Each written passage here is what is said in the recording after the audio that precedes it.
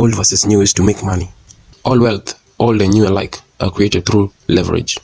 Our brains aren't evolved to comprehend new forms of leverage. The oldest form of leverage is labor, which is people working for you. Instead of me lifting rocks, I can have 10 people lift rocks. Then just by my guidance on where the rock should go, a lot more rocks get moved than I could do myself. Everybody understands this because we evolved to understand the labor form of leverage. So what happens if society overvalues labor as a form of leverage? This is why your parents are impressed when you get a promotion and you have lots of people working underneath you. This is why when a lot of naive people, when you tell them about your company, they'll say, how many people work there? They'll use that as a way to establish credibility. They're trying to measure how much leverage and impact you actually have. Or when someone starts a movement, they'll say how many people they have or how big the army is. We just automatically assume that more people is better. I would argue that this is the worst form of leverage that you could possibly use. Managing other people is incredibly messy. It requires tremendous leadership skills. You are one short hop from a mutiny or getting eaten or torn apart by the mob. It's incredibly competed over. Entire civilizations have been destroyed over this fight. For example, communism is all about battle between capital and labor. You really want to stay out of labor-based leverage. You want the minimum amount of people working with you that are going to allow you to use the other forms of leverage, which I would argue are much more interesting. Number 2, capital. The second type of leverage is capital. These ones are a little hardwired into us because large amounts of money moving around, being saved, and being invested in money markets are inventions of human beings in the last few hundred years.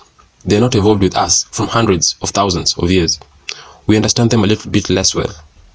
They probably require more intelligence to use correctly, and the ways in which we use them keep changing. Management skills from 100 years ago might still apply today, but investing in the stock market skills from 100 years ago probably don't apply to the same level today. It's the one that people have used to get fabulously wealthy in the last century. It's probably been the dominant form of leverage in the last century. You can see this by who are the richest people. It's bankers, politicians in corrupt countries who print money, essentially people who move large amounts of money around. If you look at the top of the very large companies, outside of technology companies, many large old companies, the CEO's job is really a financial job. They are really financial asset managers. Sometimes an asset manager can put a pleasant face on it, so you get a Warren Buffett type. But deep down, I think we all dislike capital as a form of leverage because it feels unfair. It's this invisible thing that can be accumulated and passed across generations and suddenly seems to result in people having gargantuan amounts of money with nobody else around them or necessarily sharing it. They say capital is a powerful form of leverage. It can be converted to labor. It can be converted to other things. It's very surgical, very analytical. If you are a brilliant investor and given $1 billion and you can make 30% return with it, whereas anybody else can make a 20% return, you're going to get all the money and you're going to get paid very handsomely for it. It scales very, very well. If you get good at managing capital, you can manage more and more capital much more easily than you can manage more and more people. It's a good form of leverage, but the hard part with capital is how do you obtain it? Well, that's simple.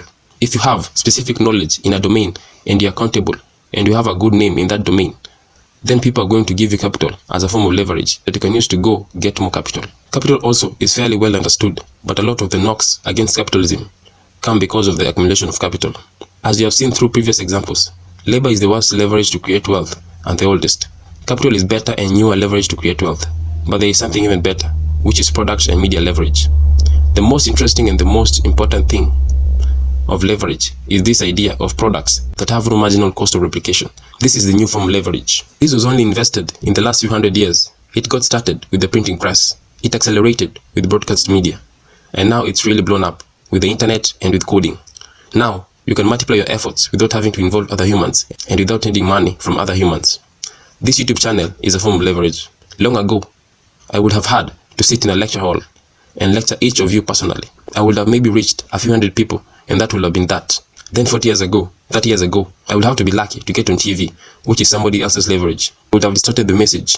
They will take the economics out of it or change me for it. They would have muddled the message, and I would have been lucky to get that form of leverage. Today, thanks to the internet, I can buy a cheap microphone, hook it up to a laptop or an iPad, and there, you're all watching and listening. This newest form of leverage is where all the new fortunes are made, all the new billionaires. The last generations, fortunes were made by capital. That was the Warren Buffett of the world. But the new generation's fortunes are all made through code or media. Joe Rogan is making 50 to 100 million bucks a year from his podcast. PewDiePie, I don't know how much money he's rolling in, but he's bigger than the news. The Fortnite players, of course, Jeff Bezos and Mark Zuckerberg and Larry Page and Sergey Brin and Bill Gates and Steve Jobs. That is all code-based leverage. Now, the beauty is, when you combine all of this, that's where tech startups really excel, where you take just the minimum but highest output of labor that you can get, which are engineers and designers, product developers. Then you add in capital. You use that for marketing, advertising, scaling. You add in lots of code and media and podcast and content to get it all out there. This is a magic combination, and that's why you see technology startups explode out of nowhere, use massive leverage, and just make huge outsized returns. Probably the most interesting thing to keep in mind about the new forms of leverage is they are permissionless. They don't require somebody else's permission for you to use them or succeed.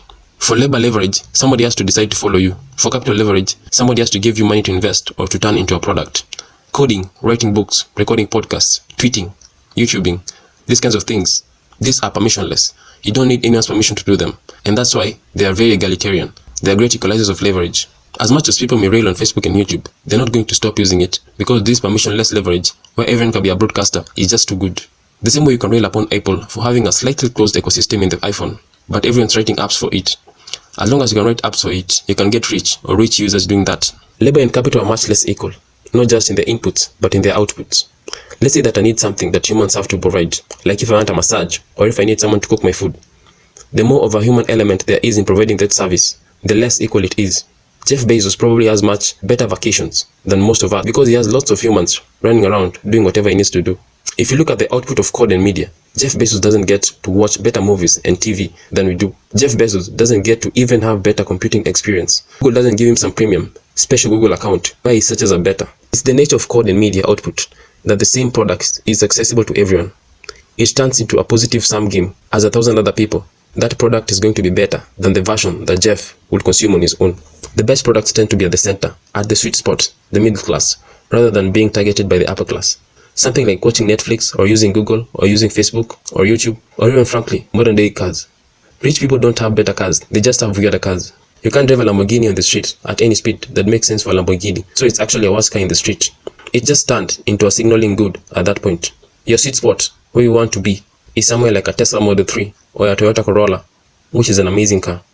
A new Toyota Corolla is a really nice car, but because it's mainstream, the technology has amortized the cost of production over the largest number of consumers available. If you care about ethics in wealth creation, it's better to create your wealth using code and media as leverage, because then those products are equally available to everybody as opposed to trying to create your wealth through labor or capital.